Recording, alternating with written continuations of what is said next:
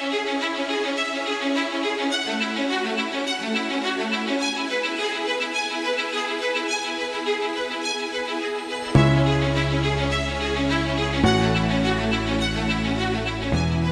COVID-19 pandemic exposed and exacerbated the deep health inequities in America.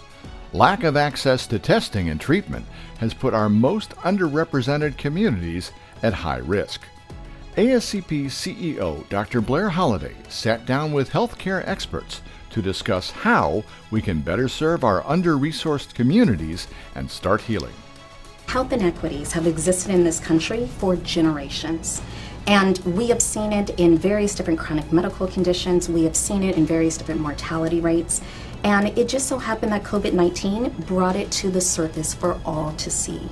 But what we're seeing is just years and years and decades of complete neglect of many of our communities that desire and need the care most. We were fortunate at UCLA. While many other areas within Los Angeles and throughout the country did not have access to lab testing. And what that ended up doing is that if you do not know that you have COVID-19, how can you isolate?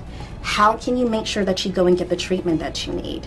How can you make sure to learn how to manage your symptoms or when to go to the physicians if your symptoms are getting worse?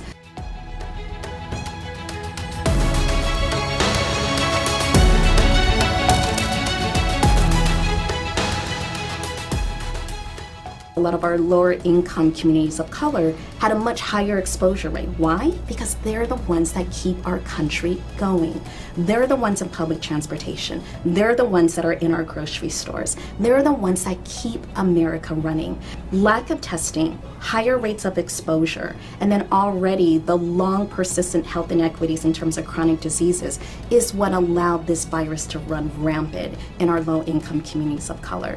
This country has been through an abysmal time in terms of our inability to address racial inequity, inability to understand the disproportionate relationships we have in our own country. This is supposed to be the icon for the world to look at and be supportive in terms of equality, but yet this has been between George Floyd, between racism in the Asian community.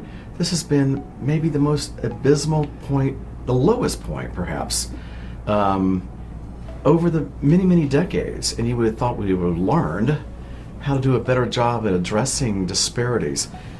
How you look at your role in what you do for UCLA in the system that you work in, you said it, you're fortunate. There are places in this world or in this country that are not as fortunate.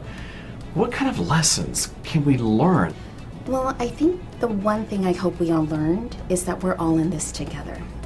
And there have been, of course, generations of racism in this country, both structural racism, institutional racism, and other forms of discrimination. But what I like to say is that the pandemic ripped the Band-Aid off. It's always been there, but we just have not focused on it. So I hope that what we're all learning now is that we didn't create these structures. You didn't create it, I didn't create it. We were all born into this, but we're now realizing how interconnected we are as humanity, as those of us that live within this country. And therefore, it's our responsibility to take care of one another.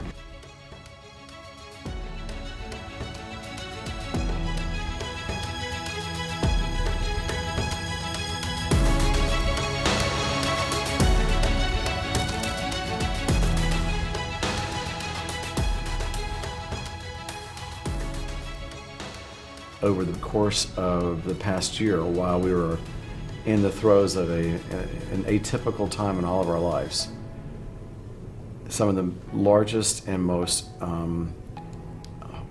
hardly conscionable atrocities have occurred in our nation. And in particular, from the George Floyd murder to all the way downstream to the racial disparities that have occurred over the course of a year. And I don't have to tell you this, you can tell me, okay? But it always existed, didn't it? Oh, yes. It always existed, but now we have an opportunity to bring it out into the highlight and have a dialogue around access to testing. And that's something I want to hear from you about what your thoughts are.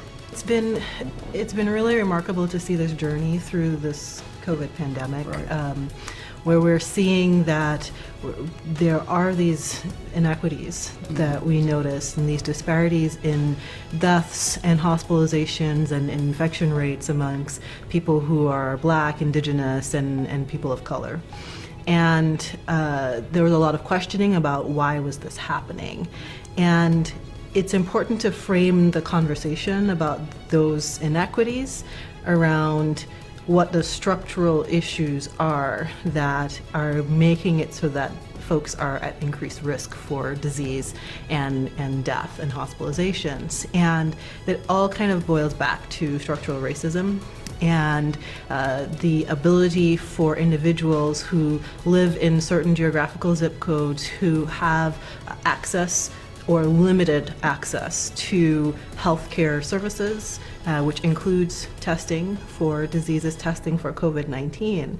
And I think it's important to highlight that this subject has always been around. I mean, this issue of lack of access and, let's just say, call it disparities and inequities in terms of the process map for patients that didn't have, and clearly, you know, as you mentioned, it's a very diverse population, but there was no discussion around parity of diagnostics until COVID, which is interesting to me, even though it did exist, because we can talk about cervical cancer all day long, about that being a major issue, and there's a very large proportion of a population that does not have access to even a basic Pap test. But now here we are dealing with just getting a test, and the death rates are higher, and you know, clearly there's a lot of reasons why, but I do want you to get into the structural conversation. Let's talk about it, and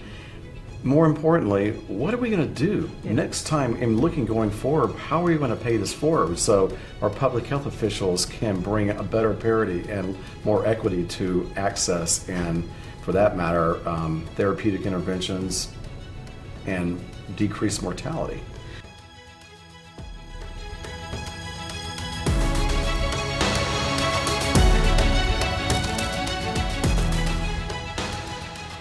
Yeah, so one thing that I would say is that the conversation has been happening. You know, Black and brown scholars and scientists Right. and equity experts have been talking about this for decades, Right.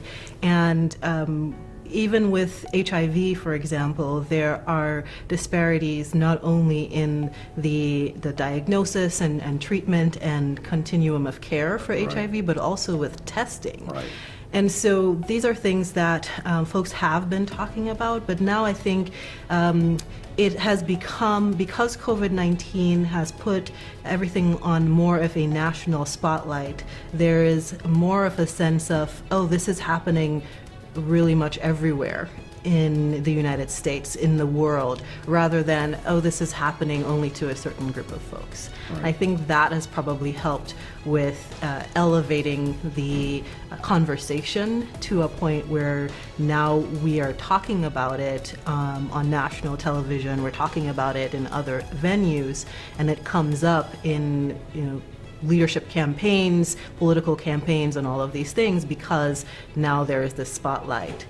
But the questions that need to be asked have to go beyond the why do we have differences in the numbers of people being tested, and to go back to what is preventing folks from being tested in the first place. Perhaps self-collection is one way that we can look at this issue. Another way would be to increase mobile testing units in the same way that many states have done and are also converting to mobile vaccine units now. If people can't get to the places where the testing is, can we bring the testing to them? And one thing that needs to be considered is how can we leverage our community resources? Right. Our communities are vibrant and they are engaged, and what I think healthcare in general has not done a great job of is truly engaging with the community to ascertain what are the resources that are already there and how can we leverage those.